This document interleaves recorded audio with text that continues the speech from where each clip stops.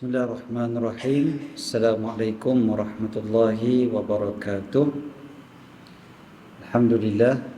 Alhamdulillahi rabbil alamin. Bihi nasta'in. Wassalatu wassalamu ala sayyidina wa habibina wa syafi'ina wa zukhrina maulana Muhammad wa ala alihi wa ashabihi wa azwajihi wa dhurriyyatihi wa man sara ala nahjihi واستنى بسنته إلى يوم لا ريب فيه سبحانك لا علم لنا إلا ما علمتنا إنك أنت العليم الحكيم اللهم إنا نسألك الصدق في القول والإخلاص في العمل اللهم آمين أما بعد.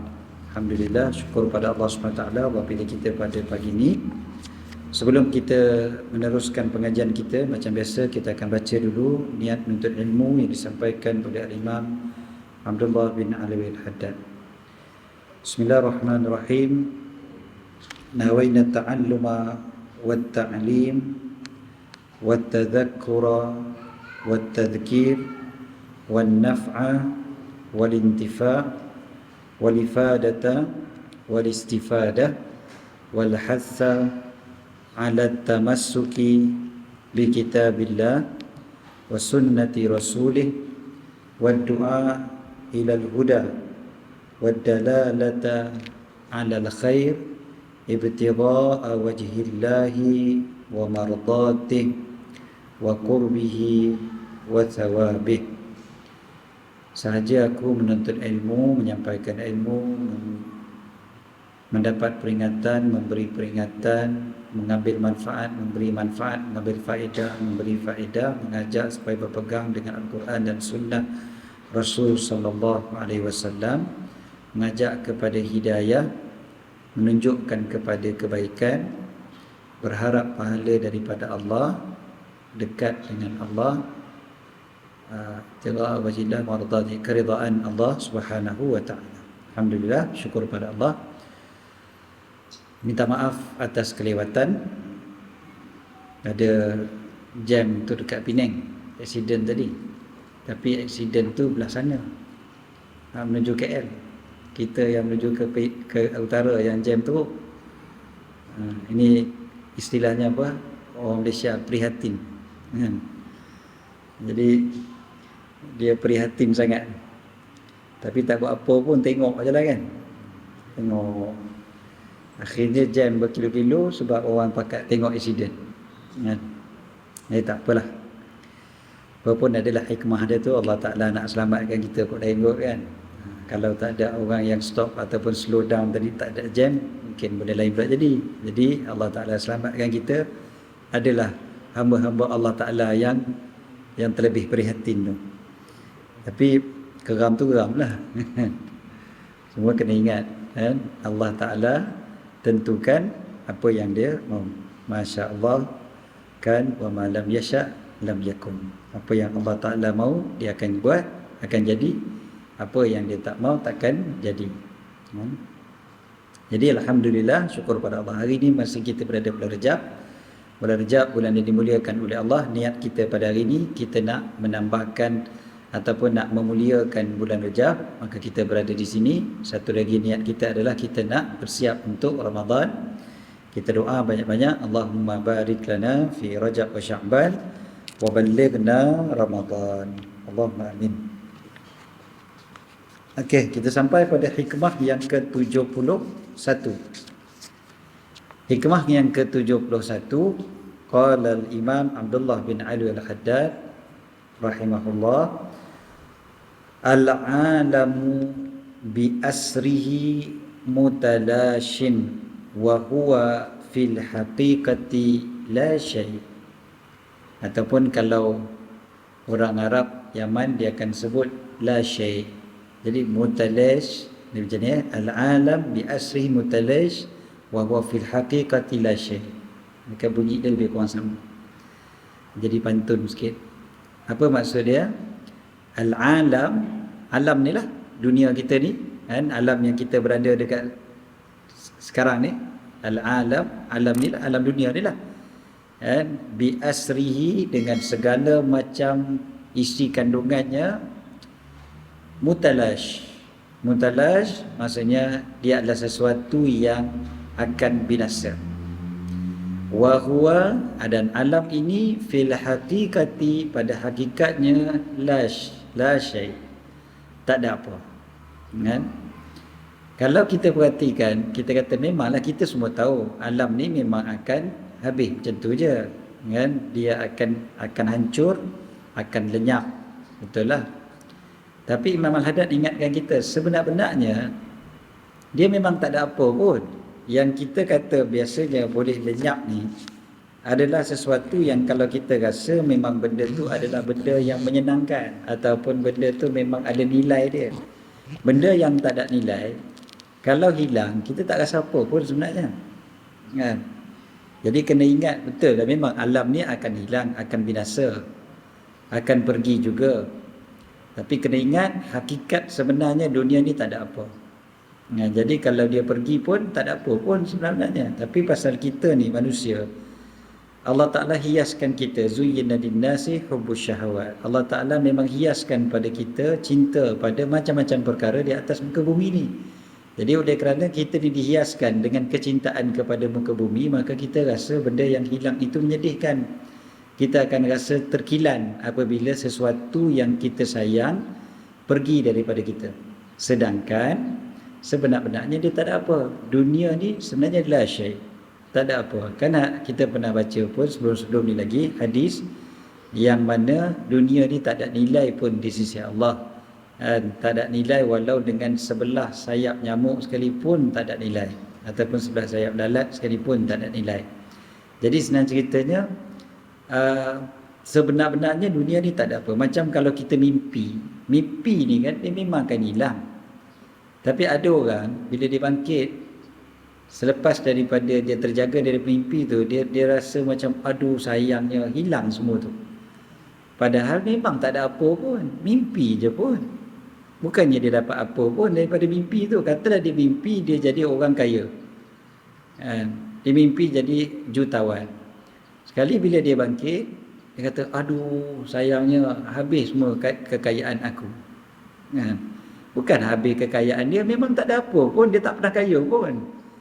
Itu hanya sekadar mimpi. Bukan patut dia menyesal aku bangkit. Kan habis semua duit aku. Bukan habis duit sebab bangkit. Memang sebenar-benarnya tak ada pun duit tu. Itu hanya sekadar mimpi. Macam itulah dunia ni. Dunia ni dia hanya sekadar macam mimpi. Kan Sayyidina Ali katakan manusia itu kan tidur. Bila dia mati barulah dia terjaga. Jadi terjaganya kita sebenar-benarnya apabila kita mati. Maknanya kita ni masih hidup dalam mimpi. Kecuali bagi mereka yang hidupnya untuk akhirat, yang memang tahu akhiratlah yang selama-lamanya, dia manfaatkan sebaik-baiknya hidup di atas muka bumi ini untuk akhirat dia. Barulah dia akan dapat sesuatu daripada dunia ni, iaitu dia dapat bekalan untuk akhirat. Bekalan akhirat tu yang kekal abadi. Yang dekat dunia ni kan habis macam tu je. Kita beli apa barang pun akan habis macam tu je. Kita belilah barang paling mahal sekalipun akan hancur binasa juga. Kita ada orang yang paling kita sayang pun akan mati juga. Kita ada pangkat yang kita puja macam nak apa pun habis macam tu juga. Kan? Orang hormat kita, orang kagum, orang muliakan kita, akhirnya habis macam tu juga. Dia takkan kekal selama-lamanya. Ada negarawan kita yang begitu hebat, dekat Malaysia ni, dia semua orang kagum, sanjung dan sebagainya. Masuk pilihan raya, kalah Wani Bozim. Memang kalau kita fikir balik, kata memang betul lah orang sanjung macam nak apa pun, sampai satu masa habis juga. Dia tak kekal selama-lamanya. Sebab dunia, benda ni dunia. Bila benda dunia, dia takkan kekal. Walaupun kalau ikut logik kita fikir, ya Allah, awak pergi bertanding lagi. Tak usah lah. Tapi bila bertanding kalah Wani Bozim tu, bukannya kalah sikit-sikit. Maknanya macam kita rasa macam gitu sekali. Menteri besar, ada seorang ketua menteri satu negeri, dia sangat terkenal dengan penguasaan daripada negeri tu. Sampai orang ibaratkan hang batuk pun Ketua Menteri tu tahu. Sampai gitu sekali. Maknanya punyalah menguasai negeri tu. Tapi dia cerita apa? Dia kata yang paling dia terkilan adalah hari ni dia kalah pilihan raya, esok dia masuk ke pejabat dia nak ambil barang, dia kata Pak Gad pun tak peduli dia. Dia kata punyalah cepat masa tu berlalu, kan? Baru je habis kalah pilihan raya, hari ni esok orang dah tak peduli dia dah. Punyalah sekejap. Padahal waktu dia memerintah rasa macam negeri ini aku yang punya, kan? Jadi ingat je lah, dunia ni sebenarnya tak ada apa, kan? Dia memang akan hilang, sirna, akan binasa bila-bila masa sahaja. Yang ini benda yang perlu kita akui, dan dalam masa yang sama kita sebutkan ni, setiap masa pergi juga sedikit demi sedikit. Alam semesta ni sikit demi sikit dia akan pergi. Kalau dia tak pergi sekaligus pun, dia akan pergi sedikit demi sedikit. Sekaligus bila kita mati lah, habis lah, kan? Sekaligus. Kalau dia tak lenyap sekaligus pun, sikit-sikit akan hilang. Kita punya kesihatan pun makin lama makin kurang, kan? Dulu sihat, Allah Ta'ala uji kita dengan sakit, maknanya sihat tu hilang lah, sikit-sikit hilang, kan? Mula yang ni hilang, yang ni mula macam-macam lah, kesihatan kita hilang satu persatu, kan? Yang dulu kita sihat walafiat, segar bugar, macam-macam benda kita boleh buat, mata kita cerah, tiba-tiba mata makin tak nampak, pinggang dah mula sakit, lutut dah mula sakit, kan? Dan sebagainya. Sikit demi sikit Allah Ta'ala cabut, sebab dunia. Jadi benda ni semua dunia. Allah Ta'ala bagi kita, Allah Ta'ala tarik daripada kita ni sikit demi sikit. Sebenarnya rahmat daripada Allah juga. Sebab Allah Ta'ala nak sedarkan kita, tak ada apa yang kekal. Tapi kadang manusia ni walaupun dah ditarik sikit demi sikit tu pun, dia masih lagi rasa benda tu perlu dipegang kemas. Padahal dia tahu yang walaupun yang berada dekat badan dia sendiri pun dia tak mampu nak kontrol, apatah lagi yang lain. Saya tengok accident tadi.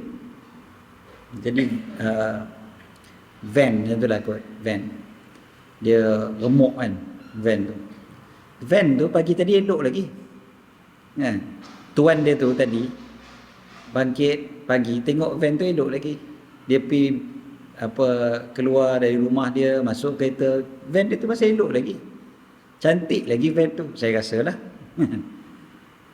Tapi bila kita tengok sekejap je dah remuk dah, sekejap je Allah Ta'ala cabut, kan? Allah Ta'ala tarik. Ada satu orang Syria ni, dia cerita, dia kata sebelum ini dia orang paling kaya sekali di kampung dia, orang paling kaya. Saya pergi ke kem pelarian tau, kemah pelarian. Dia duduk kat kemah pelarian. Macam mana orang kaya duduk kat kemah pelarian? Dia kata saya ni orang paling kaya dekat kampung saya. Dia ada bangunan, rumah dia tu rumah bertingkat-tingkat. Bawah rumah dia ada supermarket, dia punya. Senang je nak beli barang, turun bawah je. Rumah bertingkat-tingkat, atas tinggi, bawah ada supermarket. Bawah sekali dia kata disimpan emas, jongkong-jongkong emas. Dia kata dia tak simpan duit dekat bank, dia kata disimpan semua jongkong emas. Dan lepas tu dia kata apa yang berlaku pada satu hari, dia tengah tidur waktu malam, dia terdengar bunyi helikopter. Orang Syria ni biasa kalau dia dengar bunyi helikopter dekat je, dia terus lari dari rumah, keluar dari rumah. Dia keluar daripada rumah, dia pakai baju long john dia je satu set. Baju long john tu, baju tangan panjang tu dengan seluar. Dia keluar dari rumah dia, ada padang depan rumah dia. Dia berdiri kat padang tu, dia tengok rumah dia, elok ngam-ngam dia tengok tu. Helikopter tu rupanya turunkan bom, kan? Meletup rumah dia depan mata dia, hancur berkecai. Satu saat dia tengok habis berkecai, kan? Dah jadi kawah lah depan mata dia. Rumah yang asalnya ada rumah besar tu jadi kawah, hancur dengan bom. Lepas tu dia kata apa? Dia kata aku daripada orang yang paling kaya, dalam tempoh beberapa saat je orang kampung datang ke aku. Waktu tu musim sejuk, mereka pakaikan selimut dekat aku. Selimut yang aku pakai pun orang punya, bukan aku punya. Dan daripada orang yang paling kaya, dia kata aku di selimut pun tak ada, selimut pun jadi orang yang punya. Mujurlah ada orang yang tolong selimutkan badan aku, kata. Benda berlaku dalam tempoh beberapa saat saja, kan, sekelip mata orang kata. Jadi macam itulah dunia ni yang sebenar-benarnya. Okey. Tapi itulah kita ni sebab dah terpukau, ini yang kata terpukau dengan keindahan dunia, maka kita pun terlupa dunia ni sementara sangat. Seterusnya hikmah yang ke-72. Bismillahirrahmanirrahim. Qala radhiyallahu anhu, min rahmati rabbika bika an hajabaka anhu. Salah satu daripada rahmat Tuhanmu, min dekat sini dipanggil min litab'id, maksudnya sebahagian. Min ni kan daripada, bahasa Arab min ni asalnya daripada, tapi ada banyak makna lain. Dia bukan mesti daripada ataupun dari. Orang Melayu daripada. Itu pun banyak orang tersilap kan. Dari Kedah dia tukar jadi daripada Kedah kan. Tak apalah. Jadi dari dengan daripada min lah dalam bahasa Arab kan. Ana min Kedah, saya dari Kedah kan. Ana min Malaysia, saya dari Malaysia. Okey. Min tu daripada, tapi ada juga min maksudnya sebahagian. Orang Melayu kita pun panggil sebahagian daripada kan. Okey. So min rahmati rabbik maksudnya sebahagian daripada rahmat Tuhanmu. Sebab rahmat Allah Ta'ala tu kan terlalu luas, rahmat terlampau banyak. Jadi sebahagian daripada rahmat Tuhan apa dia? An hajabaka anhu, dia menghijabkan kamu daripadanya. Maksudnya kamu tak nampak dia, kamu tak nampak. Kenapa kamu tak nampak pada Allah Ta'ala? Itu rahmat daripada Allah, belas kasihan daripada Allah. Sebab kalaulah dibukakan hijab pada mereka, pada manusia, akan hancur leburlah manusia. Sebab tidak bersedia serta tidak layak untuk syuhud, untuk menyaksikan keagungan Allah. Tak perlu kata tengok Allah Ta'ala, tengok bila Allah Ta'ala tunjukkan kekuasaan dia pun manusia kadang-kadang dah tak mampu nak tengok kan. Jika tidak kerana kasih serta kasihan belas daripada Allah kepada hamba-hambanya, nescaya dibukakan hijab kepada mereka, lalu akan hancur dan leburlah mereka, disebabkan semuanya tidak bersedia serta tidak layak untuk syuhud.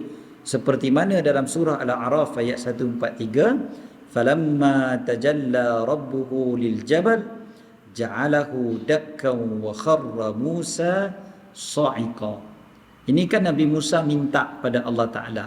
Nabi Musa naik dekat Gunung Sinai tu, Tur Saina, naik atas Gunung Sinai, lepas tu bermunajat pada Allah, berkata-kata dengan Allah.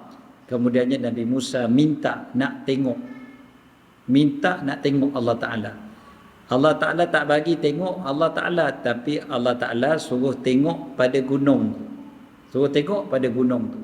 Maka disebutkan apabila Tuhannya tajalla, yakni menzahirkan kebesarannya kepada gunung itu, falamma tajalla rabbuhu lil jabal ja'alahu dakka, maka oleh kerana Allah Ta'ala tajalla, tadi tajalla ni biasa bahasa akidah kita akan baca tajalli, Allah Ta'ala bertajalli, maksudnya Allah Ta'ala menzahirkan kebesarannya, Allah Ta'ala tunjukkan keagungannya, kemuliaannya.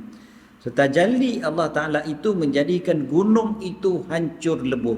Baru gunung, bukan kita. Gunung dah hancur lebur dah. Kalau kita tak tahu jadi apalah kan, gunung pun hancur lebur. Lepas tu lalu Nabi Musa pun jatuh pingsan kan, nak melihat keagungan Allah Ta'ala menghancurkan gunung macam tu saja. Nabi Musa jatuh pingsan. Jadi senang ceritanya, kita ni bila tengok keagungan Allah Ta'ala pun kita kadang dah terdiam, dah tak boleh nak kata apa dah. Jadi salah satu daripada rahmat Allah pada kita, Allah tak bagi kita nampak dia. Kan dalam bila kita baca ta'rif al-ihsan adalah kita menyembah Allah seolah-olah kita melihat Allah kan. An ta'budallah ka'annaka tarah, fa in lam takun tarah fa innahu yarak. Kalaupun kamu tak dapat tengok dia, dia tengok engkau, dia nampak kamu. Nampak Allah Ta'ala dekat sini, nampak kebesaran Allah, nampak kekuasaan Allah. Dan bila kita beribadat, seolah-olah kita nampak Allah, seolah-olah. Apa yang kita nampak sebenar-benarnya? Yang kita nampak kekuasaan Allah. Bukannya kita nampak Allah Ta'ala waktu solat. Jadi bila kita dalam solat, kita nak ihsan, kita solat seolah-olah kita nampak Allah. Kalau tak nampak pun, Allah Ta'ala nampak kita. Jadi ingatkan diri kita, Allah tengok aku, Allah tengok aku, Allah tahu apa dalam hati aku. Aku solat ni macam-macam dalam apa hati aku berbicara. Allah Ta'ala tahu semua benda tu. Manusia sebelah tak tahu. Manusia ingat akulah orang paling khusyuk sekali dekat masjid ni. Tapi yang sebenarnya Allah Ta'ala tahu apa yang ada dalam hati aku. Okey. Jadi antara rahmat Allah, Allah tak bagi kita nampak dia di dunia. Di akhirat tu cerita lain. Di syurga cerita lain. Di syurga kita boleh tengok Allah. Sebab apa? Sebab kita dah layak. Dan di syurga ni dia jadi lain. Di syurga ni kan alam dia berbeza terus. Kita makan, minum semua, kita tak sakit. Tak sakit perut, tak ada rasa nak masuk toilet. Buang angin pun tak ada. Pening kepala tak ada. Jadi maknanya senang cerita aja, syurga ni dia lain. Dia punya, walaupun kita rasa kita jugalah, diri kita ni kita lah, tapi dia dah berbeza, dah beza tu. Jadi kita layak insya-Allah untuk melihat Allah Ta'ala di syurga. Di syurga baru kita layak. Jadi takkan hancur berkecai manusia kerana melihat Allah di syurga. Di dunia manusia akan hancur kalau melihat Allah Ta'ala. Okay, seterusnya hikmah 73. Qala radhiyallahu anhu, al-ifratu fil amri ayatun 'alal masiri fihi ila tafrid. Okey. Jadi dua kat sini, satu ifrat, satu lagi tafrid. Ifrat dan juga tafrid. Apa dia? Al-ifratu fil amri, berlebih-lebihan pada satu perkara. Ifrat maksudnya dia berlebih-lebihan, dia melampau-lampau pada satu perkara, ekstrim sangat. Ayatun, satu tanda, apa dia? Alal masiri, bahawasanya nantinya dia akan pergi ke mana? Masir ni tempat pergi. Maknanya kesudahan dia. Dia akan habis dia kat mana? Ila tafrid. Tafrid maksudnya berkurangan pula. Dia dalam bahasa Arab, ifrat, tafrid. Kita ni sedang-sedang, tengah-tengah. Ifrat lebih-lebih, tafrid kurang. Yang kita nak ngam-ngam aja. Itu cara dia. Jadi biasanya disebut kat sini orang yang berlebihan dalam satu perkara, nanti akhirnya dia akan mencuaikan, mengabaikan juga perkara tersebut. Sebab apa? Sebab manusia ni dia tak mampu nak berterusan dalam keadaan yang melampau. Dalam satu hadis Nabi SAW beritahu, inna hadza din matin, sesungguhnya agama ini berat. Berat maksudnya macam mana? Nabi ajar, bagi contoh contohnya macam kalau kita menunggang seekor unta, kita tunggang seekor unta di atas padang pasir yang luas, jangan dipecut sangat unta tu. Memanjang-manjang dipecut unta itu, nanti di pertengahan jalan unta itu akan rebah dan dia tak mampu nak meneruskan perjalanan, sedangkan engkau belum sampai ke destinasi. Engkau sendiri yang akan habis. Macam tu je lah, berhenti, mungkin mati di tengah jalan. Tapi kalau engkau bawa unta tu terlalu perlahan pun tak boleh juga. Nanti bila pula nak sampai? Jadi bawa tu dia kena sedang-sedang aja. Engkau akan sampai ke destinasi dengan selamat. Nabi SAW bandingkan ni dengan agama. Agama macam tu. Agama ni kita tak boleh melampau-lampau. Bila kita melampau, kita sendiri yang akan letih, penat. Kita tak boleh nak berterusan. Kita nak berubah, kita terus nak sembahyang 24 jam. Memang tak mungkin. Kita boleh baca cerita wali-wali Allah Ta'ala terdahulu kan. Kita baca, ui dia ni 1000 rakaat satu malam. Aku nak cubalah malam ni 1000 rakaat. Tak boleh. Sebab kita tak biasa. Mereka tu cerita lain. Kalau kita nak ambil agama ni secara berlebihan, kita sendiri yang akan cuai nanti. Macam ada orang yang terlampau ekstrim, itu haram, ini haram, ini haram. Lah kali dia sendiri yang letih, dia sendiri yang penat, ya? Sebab dia berlebih-lebihan dalam agama. Baru ni saya bersembang dengan ada seorang tu cerita tentang kes Al-Maunah dulu yang di Perak. Bila kita sembang kata, "Oi, itu memang macam tu sekali tau, macam tu." Maknanya dia punya cara ni cerita orang yang berdialog ni, dialog direct dengan orang Maunah ni kan. Kata macam tu dia punya pemikiran dia, macam itulah pemikiran dia. Yang bila kita dengar pemikiran dia, pemikiran yang sangat-sangat keras. Sangat-sangat keras. Orang yang terlampau bersikap keras, nanti lama-lama dia sendiri yang keletih. Sebab Allah Ta'ala jadikan agama ni bukan begitu. Allah Ta'ala jadikan agama ni, Allah Ta'ala suruh mudahkan, jangan payahkan. Dalam masa yang sama jangan mudahkan melampau-lampau pula kan. Al-amru idza daqat tasa' wa idza tasa' daq. Satu perkara tu bila dia lapang disempitkan, bila dia jadi sempit dilapangkan. Konsep dia begitu. Satu perkara tu bila dia terlampau lapang, kita kena sempitkan dia. Bila dia terlampau sempit, kita kena lapangkan dia. Dia jangan manjang lapang aja, semua okey aja. Dia tak boleh juga semua benda sempit, kita payah. Jadi kalau sempit perlu dilapangkan, lapang perlu disempitkan, baru jadi cantik, baru ngam. Begitulah konsep dalam beragama. Jadi orang yang berlebihan nanti lama-lama dia sendiri yang akan letih, dia sendiri akan kecundang. Jadi jangan melampau. Itu jelah pengajaran daripada hikmah yang ketiga kita baca pada hari ini.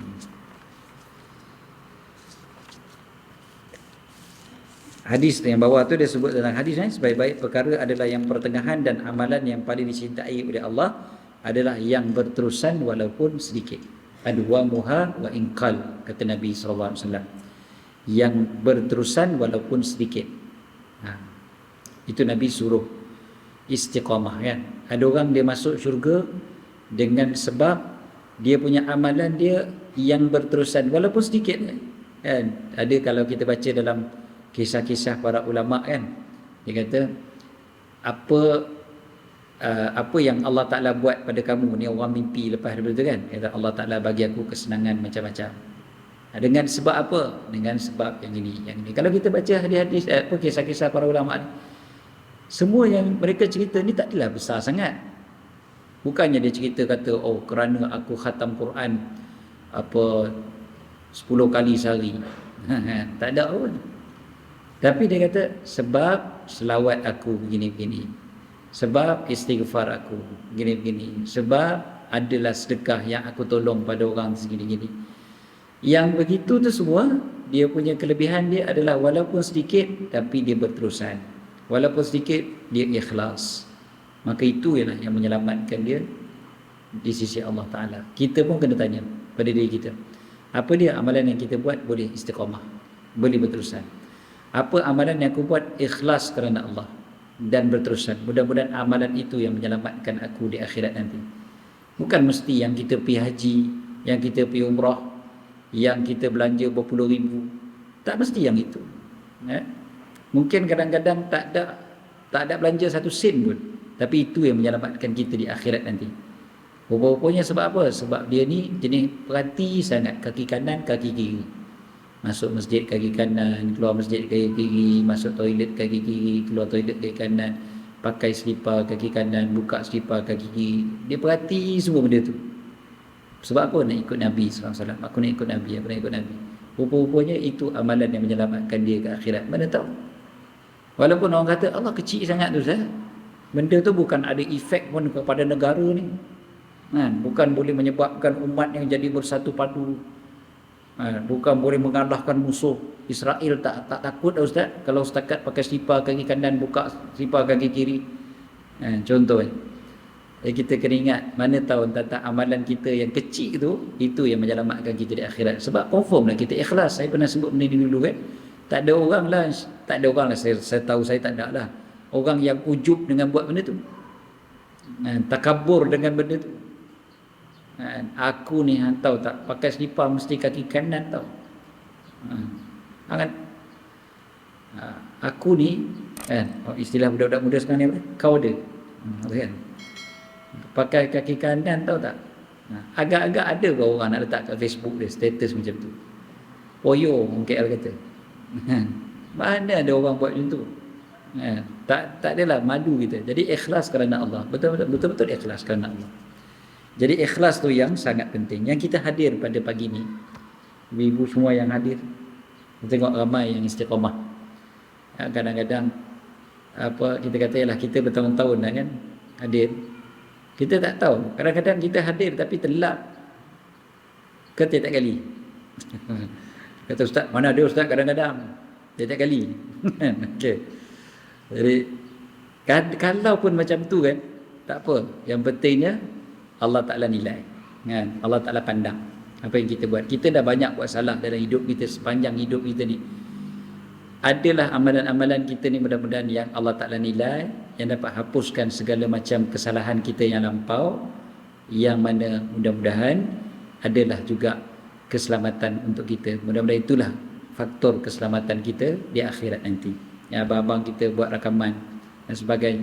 Dan mungkin tak besar mana dari segi kata apa, usaha tu kalau kita fikirkan. Lagi-lagi kalau pakai handphone je kan. Ni abang ni pakai DSLR, pakai Sony pula lagi kan. A-series pula lagi kan, dengan apa ni, boom mic lagi apa semua kan. Mungkin nampak mahal lah kan, kos tu beribu juga. Tapi mudah-mudahan kan, saat-saat yang kita berada dekat sini ni, mudah-mudahan Allah Ta'ala nilai kan? Allah Ta'ala selamatkan kita. Walaupun ada banyak dosa yang kita dah buat sepanjang hidup kita ni, Allah ampunkan, Allah hapuskan, Allah padam semua benda tu. Dan inilah antara perkara-perkara yang kita akan bersyukur bila kita mati nanti. Ada benda-benda yang ikhlas kerana Allah Subhanahu Wa Taala dan Allah nilai. Okey, jadi kita tak perlu berlebihan. Cuma jangan pula kita kata orang berlebihan walaupun bukan berlebihan pun benda tu. Jangan lebih-lebih sangat. Nak tutup sikit-sikit sudahlah. Tu salah tutup semua. Tudung tu tak payahlah pakai dulu. Contohnya, itu bukan berlebihan, itu jadi kurang lah kan. Tapi dia kata berlebihan. Macam saya pernah cerita dulu kan, ada seorang artis berhijrah kan, dia masuk kelas saya, dia sampai lari tak kena tudung lagi. Tapi dia kata waktu dia mula-mula semayang tu, dia kata kawan-kawan dia kata, jangan ekstrim sangat boleh tak? Ekstrim sangat kami tengok anda berubah kan, teruk sangat ni, ekstrim sangat. Ekstrim macam mana? Ekstrim rajin sangat semayang. Saya pun tanya, rajin macam mana tu? Semayang berapa kali sehari? Kata semayang 3 kali sehari kan Ustaz. Kawan-kawan kata ekstrim dah, baru 3 kali sehari semayang kan? Kawan dah kata ekstrim. Maknanya dia punya kawan tu, circle dia tu masalah lah kan. Baru semayang 3 kali sehari pun dah ekstrim lah. Dia belum semayang sunat lagi tu. Belum semayang 5 waktu, belum tambah semayang sunat lagi. Kalau dia semayang tarawih tak tahu apa kata kawan-kawan dia. Dah jual Al-Qaeda kot. Sampai gitu sekali. Jadi itu bukan berlebihan. Jangan pula kita salah tafsir berlebihan tu. Jadi jaga-jagalah. Okay? Berlebihan dengan arti kata yang sebenar lah. Wallahu a'lam.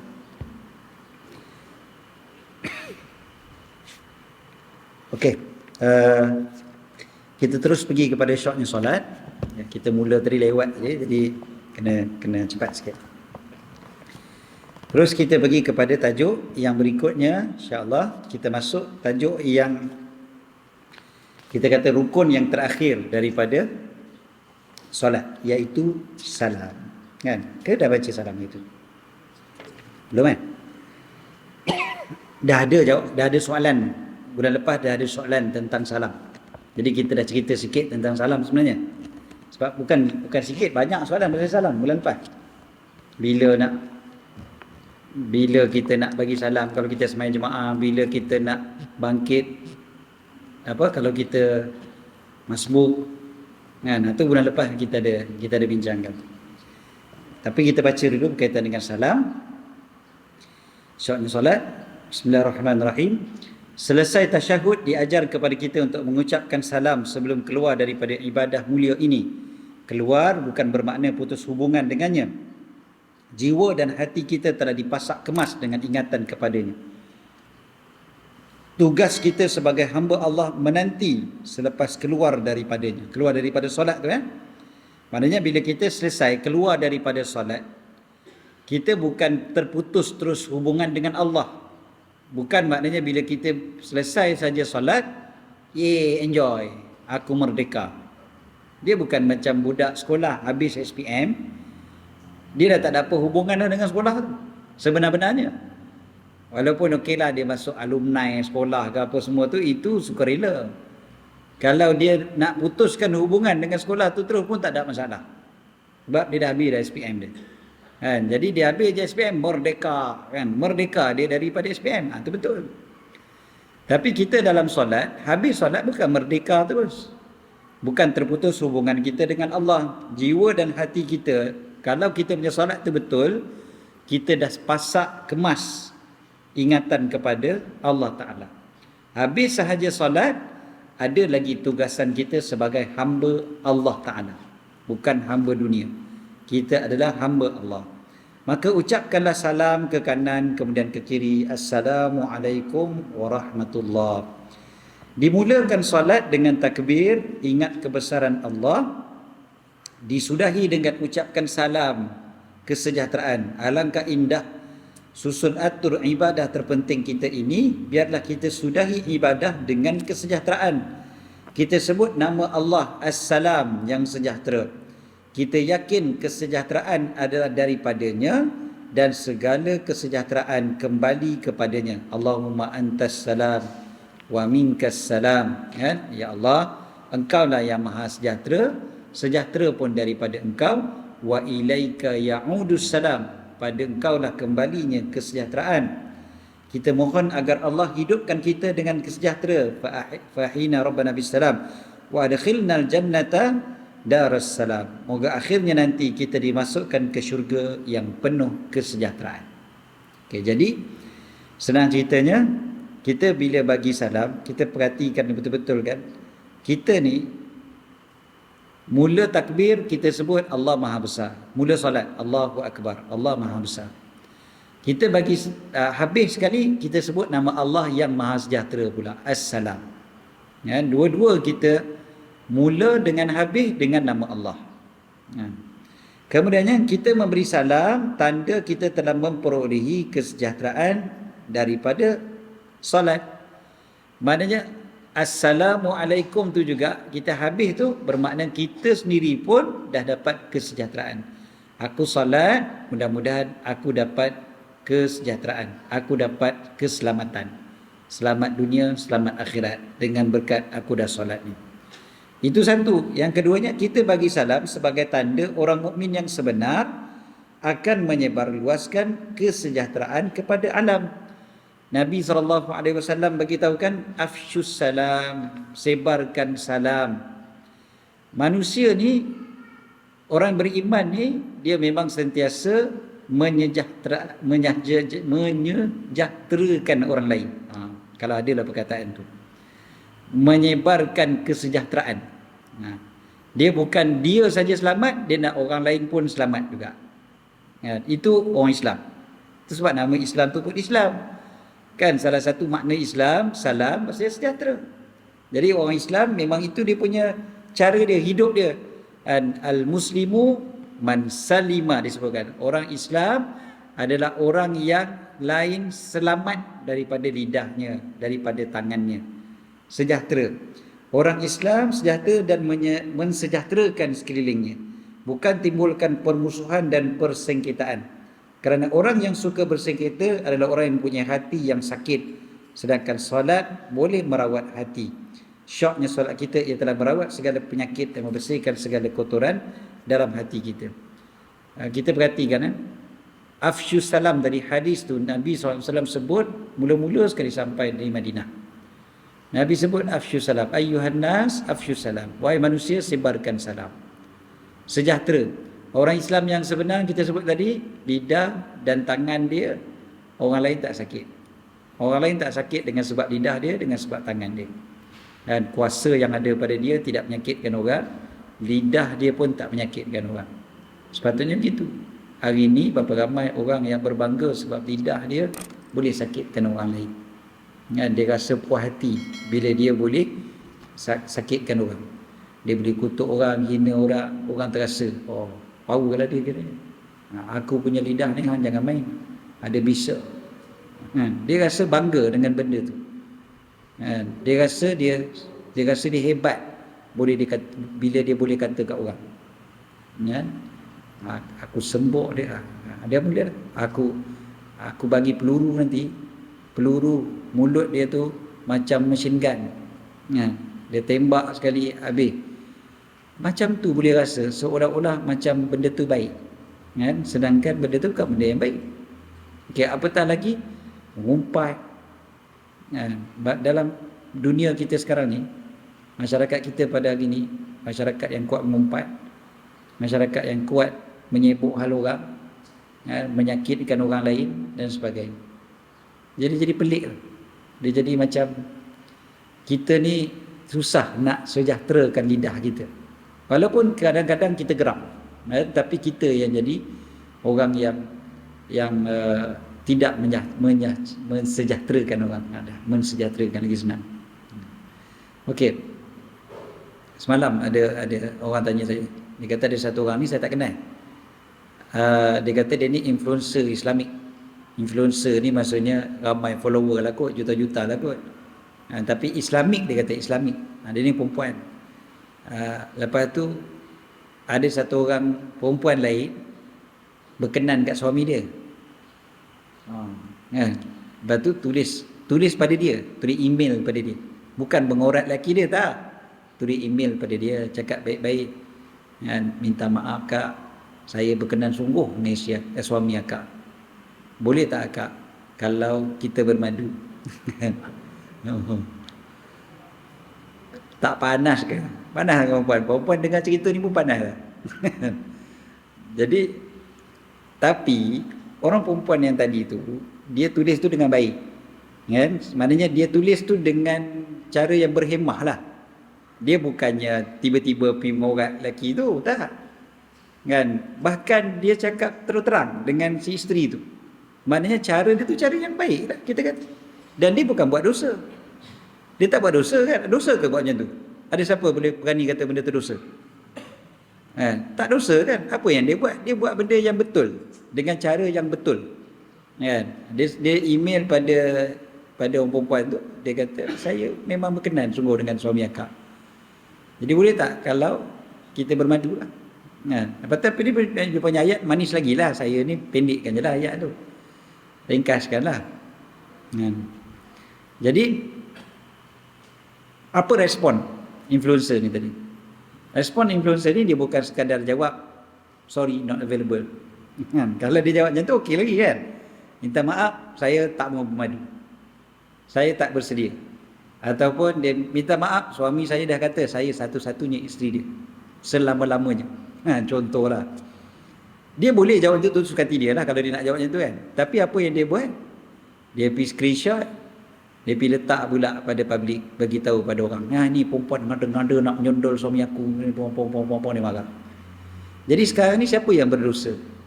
Yang perempuan yang kata nak kat suami dia tak berdosa. Dia yang respon tu yang berdosa. Dan dia tak buat kesejahteraan kepada orang lain. Jangan pula kata tak ustaz, dia tu yang pertama tu yang tak bagi kesejahteraan. Tak, dia bukan tak bagi kesejahteraan, dia buat benda ikut syarak. Dia buat benda tu betul. Yang respon tu yang salah. Respon dengan cara macam tu, walaupun ya ustaz dia marah ustaz. Kita bukan kata tak boleh marah. Kita kata jangan respon macam tu. Dia kalau dia nak marah sangat pun, dia jerit dah seorang-seorang dekat bantal dia. Tak guna punya perempuan, dia marah, jerit seorang-seorang. Suka hati dia lah. Tapi dia jangan sampai memburukkan pula orang lain dekat public macam tu. Saya tak kenal siapa ni punya cerita. Orang tanya pada saya. Tapi nak ceritanya adalah kena jaga. Orang Islam dia sentiasa orang lain sejahtera daripada mulut dia, daripada lidah. Bukan dia aniaya pun. Ada penganiayaan ke berlaku kat situ. Bukan dia aniaya, tak ada aniaya apa pun kan. Itu bukan penganiayaan. Kata ustaz, dia dah nayakan saya. Memanglah saya kena bangkit untuk menuntut hak saya. Itu bukan hak. Itu dosa. Kan? Itu bukan hak. Itu batil. Jadi kalau hak macam mana? Kalau memang betul kita punya hak diambil oleh orang. Kan? Dirampas. Itu cerita lain. Tapi ini bukan hak. Ini adalah penganiayaan yang kita buat pula kepada orang tu. Kita pula aniaya orang. Kan? Orang yang cakap dengan baik tadi. Okey, seterusnya. Fokus pada sekurang-kurangnya 3 bacaan. Syoknya solat. Ada satu tips.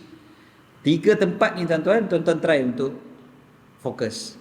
InsyaAllah dia akan merebak ke tempat yang lain. Merebak yang baik lah. Khusyuk Try khusyuk pada 3 tempat ni. Mudah-mudahan khusyuklah juga kat tempat yang lain. Sebab kalau kita nak khusyuk daripada awal sampai habis, mungkin payah. Kan? Macam kita sebut hari itulah, angkat takbir je pun dah teringat dah nak makan apa tengah hari ni. Jadi baru takbir pun dah khayal dah. Belum sampai bagi salam. Jadi nak khusyuk bukan satu benda yang senang. Maka diajarkan oleh para ulama, paling kurang cuba dulu pada 3 tempat. Cuba usaha sungguh-sungguh 3 tempat ni. Apa dia 3 tempat tu? Yang pertama adalah dekat perkataan ataupun ayat kita, wajjahtu wajhiya lilladzi fataras samawati wal arda hanifan musliman wa ma ana minal musyrikin. Dekat situ tu cuba untuk khusyuk dulu. Wajjahtu wajhiya, aku menghadapkan wajah aku kepada yang menciptakan langit dan bumi. Aku menghadapkan mukaku, ya Allah, aku tengah menghadap pada Engkau, ya Allah. Jadi hadirkan hati kita bila kita sebut macam tu. Jangan dalam hati kita sebut benda lain. Wajjahtu wajhiya lilladzi fataras samawati wal ard. Tapi yang sebenarnya aku sedang menghadap kepada makanan tengah hari aku. Yang sebenar-benar. Kita dah jadi hipokrit. Dekat mulut kita kata kita menghadap Allah, tapi yang sebenarnya kita tak menghadap Allah. Jadi mula dekat situ dulu. Wajjahtu wajhiya lilladzi fataras samawati wal ard. Yang kedua, iyyaka na'budu wa iyyaka nasta'in. Ini pun sama juga. Kita fokus betul-betul kat situ sebab kita sedang minta tolong pada Allah. Kita ibadat pada Allah, minta tolong pada Allah. Kita menipu kalau kita kata kita beribadat pada Allah tapi hati kita ke lain. Begitu jugalah kalau kita minta tolong pada Allah tapi hati kita pandang lain. Sedangkan Allah tengok hati kita. Kita kata iyyaka nasta'in, aku minta pada Engkau ya Allah, tapi hati kita tengah fikir benda lain. Jadi kita jadi macam mana? Kurang ajar dengan Allah Ta'ala. Kita dah jadi biadab dengan Allah. Kita minta tolong pada Allah, tapi hati kita pandang lain. Seperti orang minta tolong dengan kita, tapi dia pandang lain. Kan biadab. Dia minta tolong pada kita, dia minta sedekah pada kita, tapi dia tak mau pandang pun kita. Dia pandang benda lain. Itu kita kata biadab. Kau minta sedekah pada aku, tapi kau tak nak tengok pun muka aku. Kau tengok tempat lain. Kalau dia jenis jaga pandangan cerita lain. Yang nak minta tolong pula, dia minta tolong kat orang perempuan. Nak minta sedekah kat orang perempuan. Saya ni hafal Quran contohnya kan, budak tahfiz. Tak boleh tengok orang perempuan. Kak, tolong kak. Itu tak apalah kan. Itu cerita lain. Itu tak biadab. Tapi kalau macam ni minta RM5. Itu kan biadab nama dia. Mana ada orang minta sedekah macam tu. Orang minta sedekah kan kalau dia pandang kita pun mata dia jadi macam mata kucing yang apa tu. Yang tengah minta kesian kan. Bulat mata dia minta, sedih, nampak macam berkaca je mata dia. Dia minta, kita rasa scammer ni. Tapi pasal dia minta macam tu sekali, bagilah. RM5 pun, RM2 pun aku bagilah kan. Sebab dia minta sungguh. Orang minta sungguh-sungguh dia lain dengan orang minta yang macam asal boleh je. Macam itulah kita dengan Allah Ta'ala. Iyyaka nasta'in, minta pada Allah Ta'ala. Tapi kita tak jadi orang yang beradab dengan Allah Ta'ala. Baru ni saya berbual dengan seorang produser ni, dia cerita tentang perbualan hati-hati buta. Hati-hati ni buta. Dia pun tak perasan, rasanya dia tak perasan lah penerbit tu ada sekali dengan mereka. Mereka bersembang sama mereka. Bersembang apa? Bersembang tentang masalah kewangan. Job tak ada. Hanya tak ada orang jemput untuk buat persembahan. Jadi dalam keadaan susah tu, ada seorang cakap, dia kata, kalau macam ni lah kan, aku minta sedekah tepi jalan je lah. Dia buta. Yang seorang lagi kawan kata, jangan. Kau kalau buat benda tu ketagih. Dia kata, benda tu ketagih semua. Memang ramai orang akan bagi duit pada kau tak boleh berhenti nanti. Kau akan ketagih benda tu. Lagi-lagi kau bawa anak kau yang buta tu. Lagi banyak orang bagi. Dia cakap tu macam dia celik je kan. Kau bawa anak kau yang buta tu. Dia pun buta juga. Jadi kawan dia tu pun buta juga. Dia kata, kau bawa anak kau yang buta tu. Mungkin anak dia ada berapa orang kot, seorang yang buta kan. Kau bawa ke anak kau yang buta tu, lagi banyak orang bagi. Tapi kau akan ketagih. Kau tak nak berhenti dah nanti. Jadi saya bila dengar dia bercakap benda ni kan, orang buta ni bercakap dengan orang buta ni, dia sendiri tak nak buat benda tu. Sebab dia kata benda ni tak bagus, meminta-minta. Tapi saya fikir pula dari sudut yang lain, dia kata orang Malaysia ni memang dia suka memberi. Dia suka memberi. Lagi-lagi bila dia kesian kat orang. Dia kesian kat orang tu, dia bagi banyak. Semalam saya berhenti kat satu R&R. Saya makan petang semalam. Lepas tu ada basker. Dia main gitar, menyanyi. Sedap menyanyi. Jadi, tapi sambil-sambil dia nyanyi tu, saya dengar banyak kali. Dalam satu lagu dia nyanyi tu pun, berapa kali dia sebut, terima kasih. Terima kasih kak. Terus sambung nyanyi. Terima kasih pak. Dia nyanyi lagi. Terima kasih. Terima kasih. Saya kira, berapa kali dia terima kasih kan. Maknanya setiap terima kasih tu sebab ada orang bagi. Satu lagu kalau ada 10 orang bagi, kalau seorang bagi RM2 pun, dia dah dapat RM20 dah satu lagu. 1 jam dia boleh berapa dia kan, jadi dia duduk kat situ. Kalau dia duduk tu 3-4 jam tu, berapa ratus ringgit dia dapat. Katalah RM500 dia dapat. RM500 dia dapat. Kalau 10 hari je dia kerja, dah dapat RM5,000 dah. Terus banyak duit dia ni. Jadi saya fikir apa? Saya kata, tak apalah dia buat kerja. Dia bukan minta sedekah. Dia buat kerja dia menghiburkan. Walaupun dia panggil penghibur jalanan, tapi dia menghiburkan orang. Jadi dia bukan buat benda jahat. Dia bukan mencuri kan. Dia kerja dia halal, gaji dia halal, pendapatan dia halal. Orang bagi dia, tak apalah, rezeki dia. Dia boleh 10,000 sebulan pun rezeki dia kan. Tak apalah, rezeki dia. Tapi nak ceritanya apa dia? Saya fikirkan, saya kata memang orang suka memberi. Memang orang suka memberi. Orang suka nak memberi. Allah Ta'ala lagi suka memberi. Allah maha memberi. Kita ni minta dengan biadab pun Allah bagi juga. Tapi yang ruginya siapa? Ruginya kita lah. Bila kita minta dengan biadab. Kita yang tak dapat pahala menyembah Allah Ta'ala. Kita yang tak dapat pahala beradab dengan Allah Ta'ala. Beradab dengan Allah. Beradab dengan Allah Ta'ala tu yang perlu. Dia bukan kira Allah bagi tak bagi. Memang Allah boleh je bagi. Walaupun orang tu kafir sekalipun Allah bagi kan. Orang kafir pun Allah bagi. Sebab rahmat Allah Ta'ala tu sangat luas. Jadi orang kafir pun dapat. Lagilah biadab mereka syirikkan Allah Ta'ala. Lagi mereka biadab. Tapi dapat juga. Tapi rugilah dia. Sebab dia dapat dunia, dia tak dapat akhirat. Kita tak mahu macam tu. Jangan kita perasan kita minta dapat daripada Allah. Jadi maknanya kita ni kekasih Allah. Tak mesti. Sebab dunia ni Allah boleh bagi pada siapa-siapa saja. Jadi jangan ingat, sebab aku punya doa ni mustajab. Aku rajin sedekah tu kekaya ni. Dia rasa macam tu. Sebab dia rasa macam dia buat tu memang Allah Ta'ala memang bagi terus. Maknanya memang hebat semua. Bahaya pemikiran macam ni. Jadi iyyaka na'budu wa iyyaka nasta'in, minta sungguh-sungguh pada Allah dengan beradab. Adab kita dengan Allah Ta'ala tu yang perlu diperhatikan bila kita minta pada Allah.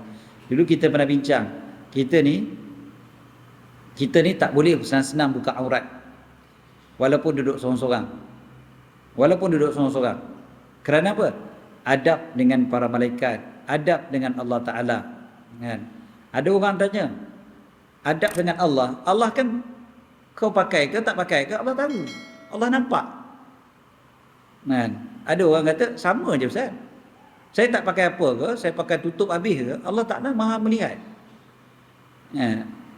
Jadi apa yang kata adab dengan Allah? Kita kata tak, dia bukan isu dia Allah Ta'ala tengok ataupun tidak, memang Allah Ta'ala maha melihat.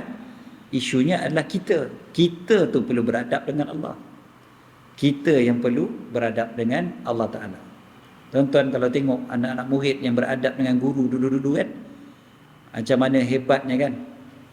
Apa anak murid Imam Abu Hanifah sendiri, Imam Abu Hanifah sampai tak lunjurkan kaki ke arah tok guru dia, ke arah rumah tok guru dia, bukan ke arah tok guru dia, ke arah rumah tok guru dia pun dia tak lunjurkan kaki.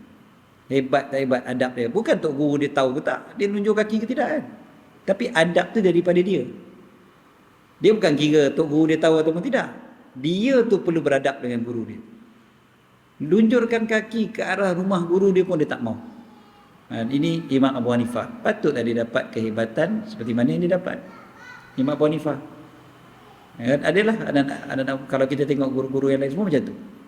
Ada seorang guru ni, ada seorang syekh ni, dia anak murid pada Al-Imam pada Habib Ahmad Masyhur Al-Haddad yang meninggal dunia pada akhir 90-an, yang mengislamkan puluhan ribu orang Afrika. So Habib Ahmad Masyhur Al-Haddad ni dia ada anak murid dia ramai. Ada seorang anak murid dia ni, kalau nak telefon dia, telefon tau, bukannya nak bercakap depan.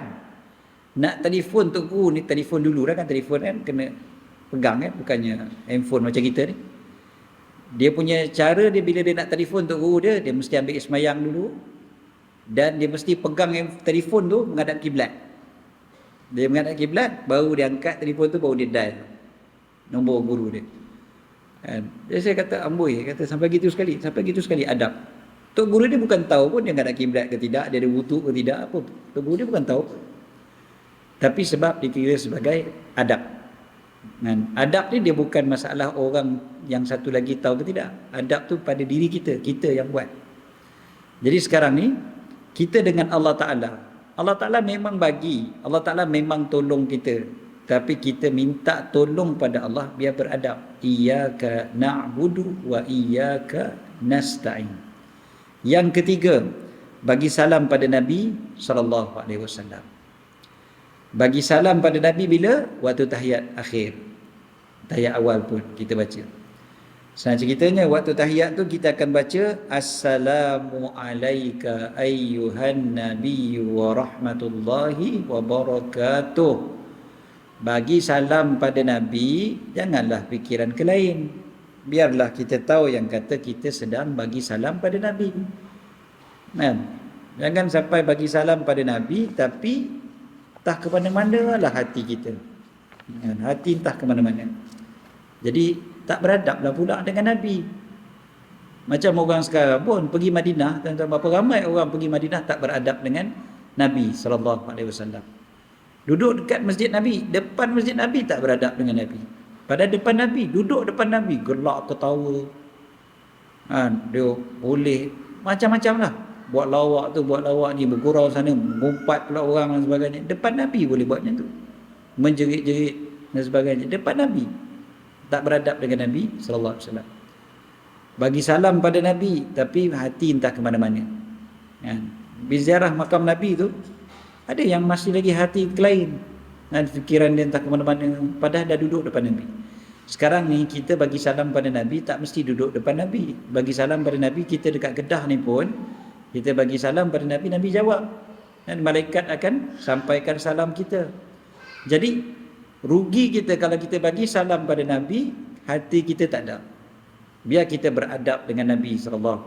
Bagi salam pada Nabi dengan sebenar-benar kita bagi salam. Kita bagi salam pada orang pun dengan penuh adab, hormat. Orang Melayu terkenal dengan bagi salam dengan penuh lemah lembutnya. Saya beberapa hari lepas saya di Mesir, orang Mesir bagi salam kan, dia bagi salam pada kita, Assalamualaikum. Dia bagi salam. Jadi itu cara orang Mesir bagi salam. Lepas tu orang Mesir tu kata apa? Dia kata kalau orang Malaysia bagi salam, aku tahu macam mana. Assalamualaikum. Dia kata. Dia sendiri buat dia sendiri tiru. Dia tiru orang Malaysia. Dia kata, orang Malaysia bagi salam, Assalamualaikum. Kum tu mesti panjang. Kata. Dia pun gelak. Dia kata aku dah tahu. Dia kata aku tak payah pusing kepala pun aku tahu dah orang Malaysia bagi salam. Dia kata. Tapi yalah tak apalah, yang pentingnya penuh adab lah kita nak bagi salam ni. Kita bagi salam dengan penuh adab pada sesama kita. Kenapa pada Nabi SAW kita tidak beradab?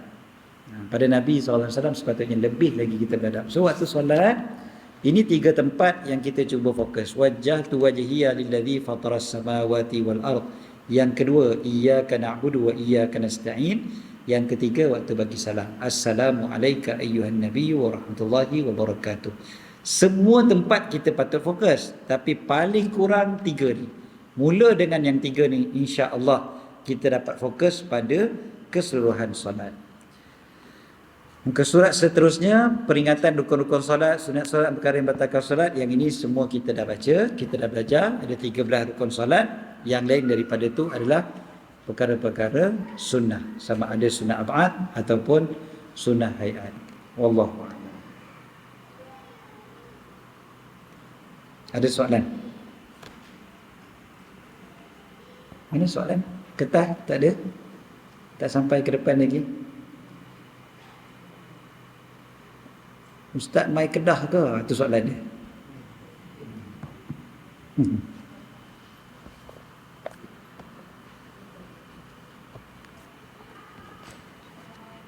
Waalaikumsalam warahmatullahi.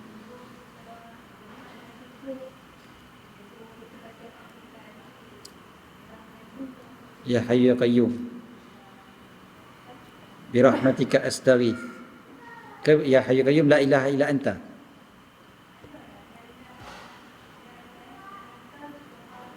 Inni kuntu minaz zalimin. Okey. Minaz zalimin ke minaz zalim? Zalimin, betul lah. Zalimin. Za. La ilaha illa anta subhanaka inni kuntu minaz zalimin. Orang zalim. Sesungguhnya aku di kalangan, dahulunya di kalangan orang yang zalim. La ilaha illa anta subhanaka inni kuntu minaz zalimin. Bila baca tu? Sebelum azan subuh 40 kali. Yang saya belajar sebelum sembahyang subuh, bukan sebelum azan subuh. Tapi tak kisahlah, dua-dua sebelum subuh. Ya Hayyu ya Qayyum kan. Dalam kitab Tasbitul Fuad, saya ada sebut, Imam Al-Haddad ada sebut. Imam Al-Haddad ada sebut amalan antaranya yang dapat memberikan kekuatan kepada kita, mengukuhkan akidah kita. Antara yang mengukuhkan akidah adalah dibaca 40 kali sebelum subuh. Ya Hayyu ya Qayyum, la ilaha illa anta.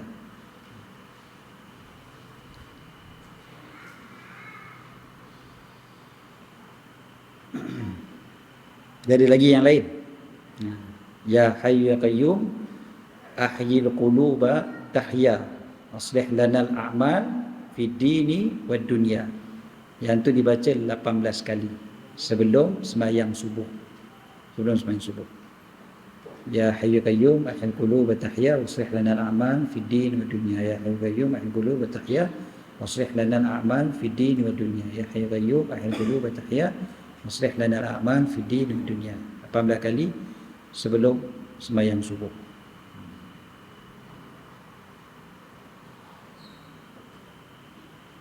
Ya.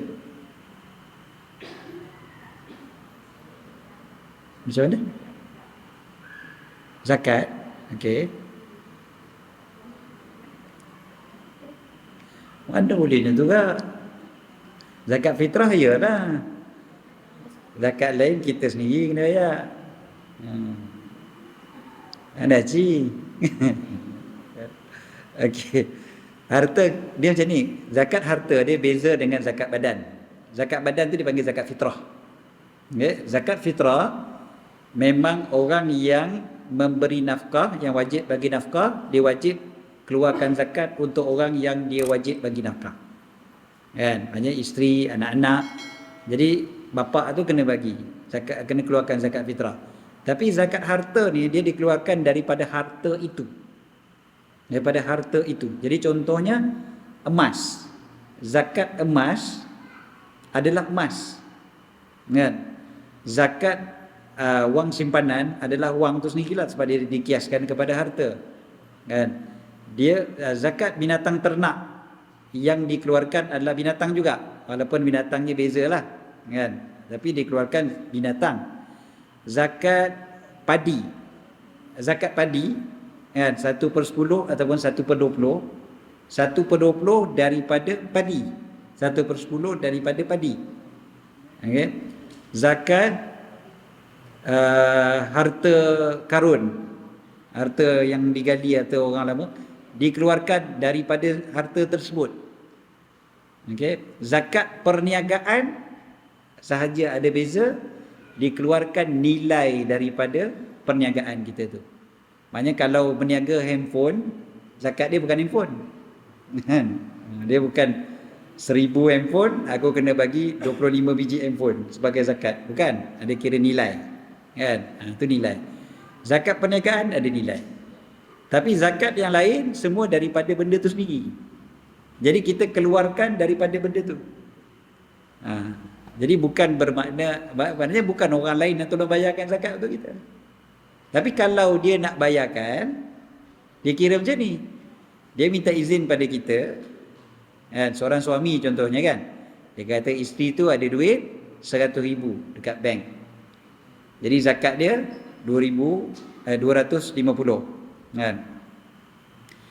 Jadi dia kata dia nak bagi zakat 2,500 lah kan, 100,000 tadi ke 100,000 kan, 2,500 lah, 2.5 kan, 2.5%. Okay. So 2,500 kan, betul. So 2,500 dia nak keluarkan zakat. So bila dia nak keluarkan zakat, suami tu cakap kat isteri dia, kata ayang tak apalah, abang yang bagi 2,500 tu, abang tolong bagikan zakat pada orang 2,500. Bermakna sebenarnya dia buat apa tu? Dia bagi pada kita 2,500 tu, dan 2,500 tu dia tolong keluarkan untuk zakat. Seolah-olahnya macam tu lah. Sebenarnya dia belanja kita. Dia belanja kita. Apa yang dia buat tu boleh tak? Boleh lah. Bahkan baik lah. Dia dapatlah pahala. Tapi bukan kewajipan dia. Kalau dia tak nak buat, dia kata lah, awak yang ada duit 100,000, awak dah keluarkan duit 2,500 tu zakat. Kita pula kena bagi. Abang kan suami. Tak boleh macam tu. Duit tu daripada yang 100,000 tu, zakat tu pada harta tu. Jadi kenalah keluarkan 2,500 tu. Allahuakbar. Macam mana? Zakat emas.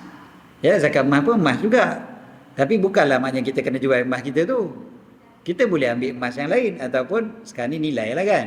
Sebab emas dengan duit ringgit apa semua dikira zakat sekali dah. Jadi kita boleh nilaikan lah emas kita tu berapa. Sebab emas dengan perak ni zaman Nabi SAW itulah dia mata wang kan. Mata wangnya adalah emas dengan perak, dinar dan juga dirham. Zaman kita sekarang ni mata wang kita ringgit. Jadi kita bolehlah keluarkan ringgit. Bukanlah maknanya kita kena jual pula kita punya cincin, rantai, gelang semua. Ya. Dam haji. Dam lain. Dam haji, dam umrah, yang itu memang ulama ada sebutkan tentang adakah yang diwajibkan ke atas individu itu sendiri ataupun orang yang wajib memberi nafkah kepada dia, yang wajib mengeluarkan dam untuk dia. Okey, ada soalan Ustaz? Apa hukum jika apa hukum jika kita beri salam pada Nabi SAW semasa solat, ketika itu kita terbayang-bayangkan makam Nabi SAW di Masjid Nabawi? Maksudnya Assalamualaikum ayyuhan Nabi wa rahmatullahi wa barakatuh. Terbayang pintu makam tu kat depan tu. Bukan pintu pun, dinding dia kan. Terbayangkan dinding dia. Ataupun terbayangkan makam kubah hijau tu terbayang. Assalamu alayka ayyuhan nabiyyu wa rahmatullahi wa barakatuh. Bayangkan kubah hijau. Contohnya, apa hukum dia? Hukum dia sembahyang kita sah. Tak ada masalah. Tapi betul ke itu caranya? Jawapannya tidak. Tak mesti begitu. Dia bukan mesti bayangkan kubah hijau. Tapi kalau dia kata bayangkan kubah hijau itulah yang mengingatkan aku pada Nabi SAW. Tak ada masalah. Kan? Tapi jangan bayang tu jadi lama pula. Assalamu alayka ayyuhan nabi wa rahmatullahi wa barakatuh. Bagi salam, teringat, dia panggil apa? Teringat makam Nabi tu kan? Teringat makam Nabi. Assalamu alayna wa ala ibadillahi sholihin. Itulah, tapi tak boleh duduk lama-lama kat situ. Boleh halau. Asyhadu an la ilaha illallah. Tapi hari tu aku berdiri juga, tak kira boleh halau pun nasiblah. Dia jadi panjang pula dia punya bayangan tu kan. Khayal lah tu nama dia. Dia jadi khayal. Bahaya. Takut jadi hilang khusyuk kita. Kan ulama sebut sampai syurga pun jangan bayangkan. Boleh bagi terjemahan Ustaz? Oh, yang tadi ya. Ya Hayyu ya Qayyum ahyil qulub tahya. Ya Hayyu ya Qayyum ahyil qulub. Ahyil qulub, hidupkanlah hati-hati. Tahya, engkaulah yang menghidupkan. Aslih lanal a'mal, perbaikilah untuk kami amalan-amalan fid dini wad dunya, pada agama dan pada dunia. Ustaz, dalam sujud boleh tak doa dalam bahasa Arab yang lain seperti Allahumma inni as'alukal jannah, Allahumma inni as'aluka husnal khatimah dan yang lain-lain lagi? Boleh, tak ada masalah. Allahumma barik lana fima razaqtana wa qina adzaban nar pun boleh.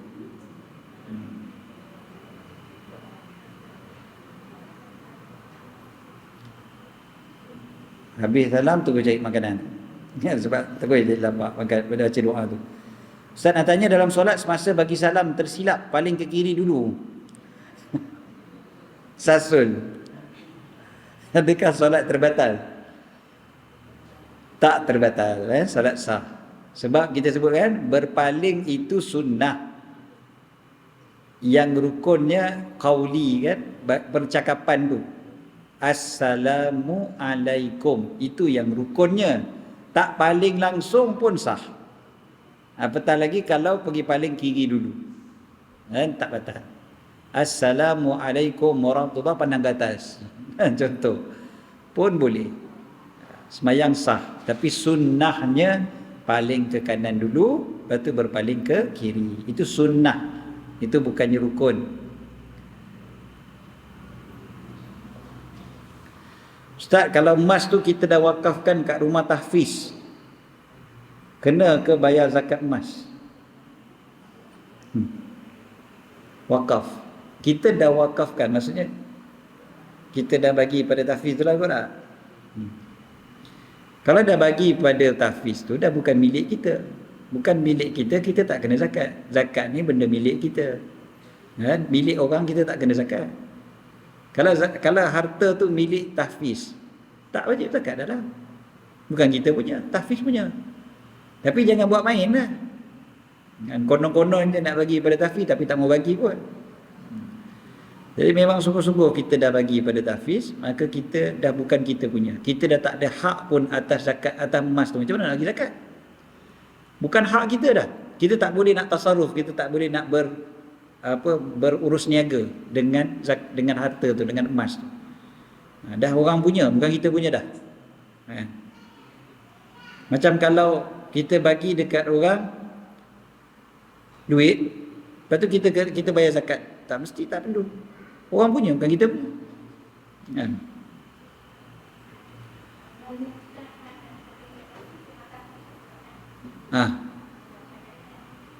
Tahfiz keluarkan zakat? Tak. Kalau kita bagi emas tu pada tahfiz tak perlu keluarkan zakat. Kita pun tak keluarkan zakat. Sebab tahfiz tak keluarkan zakat. Tahfiz tak perlu keluarkan zakat. Sebab apa tahfiz tak perlu keluarkan zakat?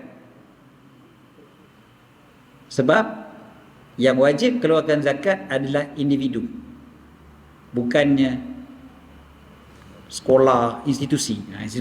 Institusi tak wajib keluarkan zakat. Dia tak ada zakat ke atas institusi. Dia orang perseorangan yang kena zakat. Habis kalau syarikat pun orang tu yang kena bayar zakat sebenarnya, bukan syarikat. Asalnya contoh kita share 2 orang berniaga. Ada 100,000. Kan? Yang kena zakat sebenarnya adalah individu yang 2 orang yang dalam syarikat tu. Jadi katakanlah 50-50 contoh kan. Bahagian dia. Seorang 50,000, seorang 50,000. Jadi seorang kena 2.5% daripada 50,000. Seorang lagi 2.5% daripada 50,000. Katakanlah seorang tu dia ada 10,000, yang seorang lagi 90,000. Yang 10,000 tak kena zakat sebab tak cukup nisab. Yang 90,000 tu yang kena. Jadi 2.5 daripada 90,000. Bukan 2.5 daripada 10,000 tu. 10,000 tak kena. Kan? Sebab bukan dia punya. Kecuali kalau dia dah disekalikan, itu macam kalau zakat binatang ternak dan sebagainya, itu cerita lain lah.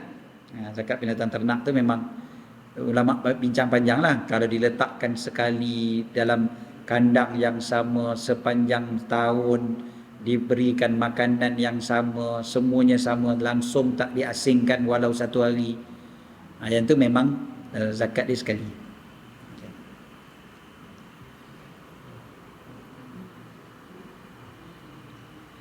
Semasa baca tahiyat akhir rasa was-was dah baca tasyahud atau tidak? Boleh ke ulang balik bacaan tahiyat akhir dari awal sampai habis? Kalau kita was-was baca tasyahud ataupun tidak, bacalah tasyahud balik. Tak payahlah baca daripada awal at-tahiyyatul mubarakatus salawat. At-tasyahud kat sini mungkin maksud dia asyhadu an la ilaha illallah lah kot, sebab dia dibezakan dengan tahiyat. Ulama kadang-kadang sekali kan lah maksudnya semua sekali tu tasyahud, tapi tak apalah. So kalau dia kata dia dah baca tahiyat, cuma tasyahud yang dia was-was, maka ulang balik tasyahud dan selawat. Sebab dia kena ikut tertib kan. Kena tasyahud dulu baru selawat. Ustaz, setiap bulan kita infak yuran untuk yuran budak-budak tahfiz, boleh tak kita niatkan sebagai zakat? Tengoklah, kalau budak-budak tahfiz tu memang asnaf dan kekal dia sebagai asnaf sampai kita wajib bayar zakat tu. Kalau bayar setiap bulan, maknanya zakat kita tu belum wajib lagi. Kita wajib bayar zakat apabila dah cukup haul. Kan? Kalau kita bayar dulu boleh, bukan tak boleh. Tapi belum wajib. Wajibnya bila? Bila dah cukup setahun. Tapi kita tak mau bayar bila dah cukup setahun, sebab kita risau kalau dah cukup setahun, lagi banyak pula nak kena bayar. Jadi kita bayar sikit-sikit setiap bulan.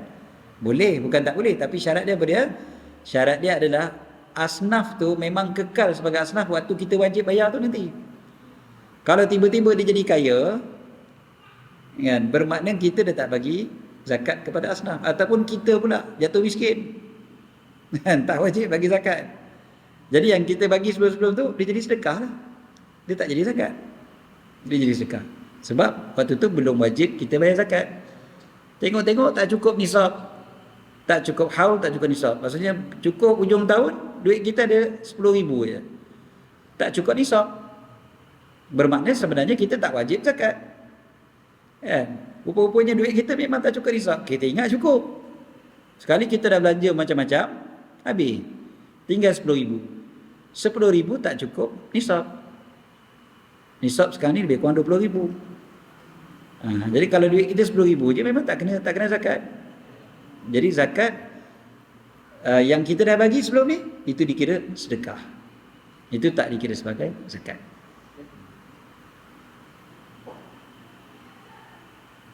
Allah a'lam. Okey. Dah pukul 11.20. Jadi walaupun kita mula tadi lewat, kita kena berhenti, patutnya kena on time. Itu dia punya cara dia. Itu ustaz kalau main lewat tak apa tu. Yang penting berhenti kena tepat. Jadi tapi dia dah bukan tepat dah ni, dah lajak dah ni. Dah lajak 20 minit dah. Patut kita berhenti pukul 11. Jadi cukup setakat tu insya-Allah. Untuk kali ni insya-Allah bulan depan kita akan sambung lagi. Soalnya solat pun tak habis lagi, hikam pun tak habis lagi. InsyaAllah kita akan sambung lagi pada bulan depan, hikmah yang berikutnya. Dan juga soalnya solat pun kita akan bincang pula selepas daripada solat itu sendiri, ada lagi perkara-perkara yang akan membantu khusyuk kita dalam solat insya-Allah. Wallahu a'lam. Aqulu qawli hadza wa astaghfirullahal azim li wa lakum. Bismillahirrahmanirrahim. Rabbana anfa'na bima 'allamtana, rabbi 'allimna alladhi yanfa'una, rabbi faqihna faqih ahlana wa qarabatin lana fi dinina ma ahli al-qudri untha wa dhakar, rabbi waffiqna wa waffiqhum lima tartadi qawlan wa fi'lan karama warzuqil kulla halalan da'ima wa akhilla atqiya ulama nanza bil khair nukfa kulla syar. Rabbana aslih lana kulla syu'un wa akfir birridha minkal 'uyun waqdi 'anna rabbana kulla duyun qabla an ya'tana rusulul manun waghfir wastur anta akram man satar. وصلاة الله توشى المصطفى من إلى الحكي دعانا ووفى بكتاب فيه للناس شفاء وعلى الآل الكرام الشرفاء وعلى الصحب المصابيح الغرر. اللهم اهدنا بهداك واجعلنا ممن يسارع في رضاك ولا تولنا وليا سواك ولا تجعلنا ممن خالف أمرك وعصاك. وحسبنا الله ونعم الوكيل ولا حول ولا قوة إلا بالله العلي العظيم. صلى الله على سيدنا محمد وعلى آله وصحبه وسلم. الحمد لله رب العالمين.